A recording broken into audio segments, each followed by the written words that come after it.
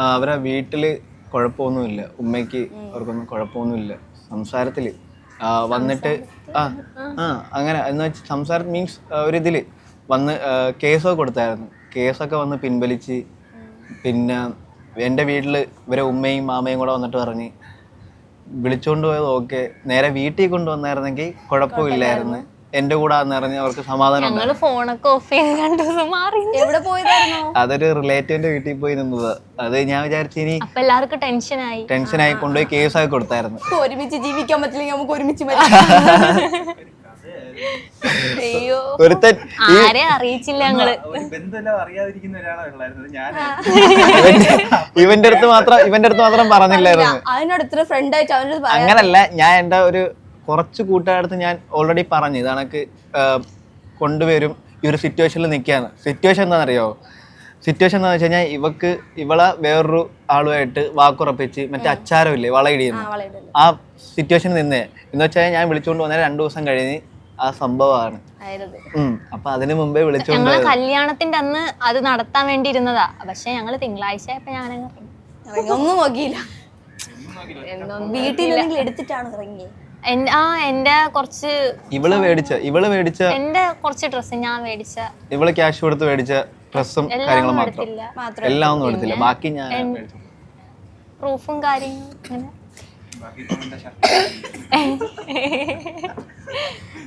അടിപൊളി. അപ്പോ ഇനിയുള്ള ഫ്യൂച്ചർ പ്ലാൻസ് എന്താ നിങ്ങളുടെ? എന്റേതാണെങ്കിൽ എനിക്ക് ഇപ്പം ഇവളെ വിളിച്ചുകൊണ്ട് വന്നില്ലേ, അപ്പം ജോലി അത്യാവശ്യമാണ്. ഓക്കെ, അത് വീട്ടിൽ നിൽക്കാനാണെങ്കിലും ഇനിയുള്ള മുന്നോട്ടുള്ള ലൈഫ് നമ്മൾ നോക്കിയേ പറ്റത്തുള്ളൂ. അത് ഒരു സൈഡ്. പാഷൻ ഒരിക്കലും നമുക്ക് കളയാൻ പറ്റത്തില്ല. അത് നമ്മൾ ഉണ്ടാക്കിയെടുത്ത ഒരിതാണ്, നമ്മളെ പാഷൻ നമ്മുടെ ഇതാണ്, ഒരിക്കലും അതും കളയാൻ പറ്റത്തില്ല. പാഷനും കൊണ്ടുപോകണം, ജോലിയും കൊണ്ടുപോകണം, അത് മെയിൻറ്റെയിൻ ചെയ്ത് മുന്നോട്ട്.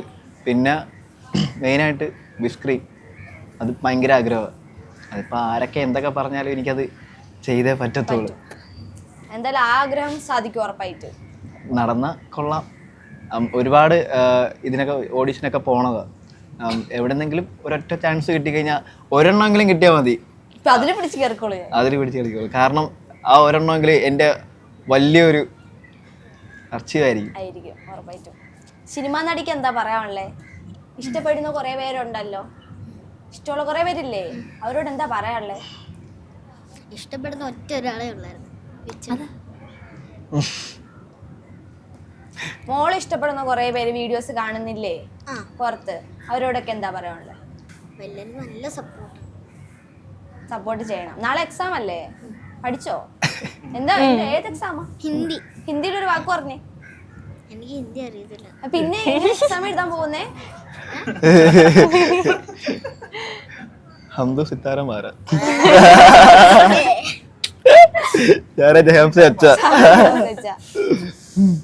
അപ്പൊ തോക്കാനാണോ പോകുന്നേ? ഞാനൊരു കാര്യം പറയട്ടെ, നിന്റെ ലൈഫിൽ നീ പഠിക്കുന്ന ഏറ്റവും ഹിന്ദിയിൽ പഠിച്ച മറക്കാത്ത ഒരു കവിത ഞാൻ പറയട്ടെ. ആവോ ആവോ ജൽദി ആവോ രംഗ് ബരംഗ് കാഗസ് ലാവോ. അതൊരിക്കലും നീ അത്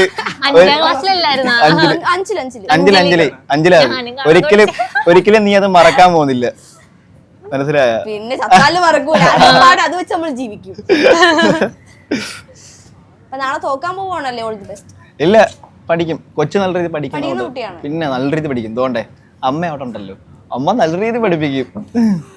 അമ്മ ടെററാണോ? അമ്മേനാണോ അച്ഛനാണോ ഇഷ്ടം? രണ്ടുപേരും ഇഷ്ടം. അമ്മയാണോ തല്ല് തരുന്നത്, അച്ഛനാണോ? രണ്ടുപേരും തരുമോ? എന്തിനാ ഏറ്റവും കൂടുതൽ തല്ല് വാങ്ങുന്നേ?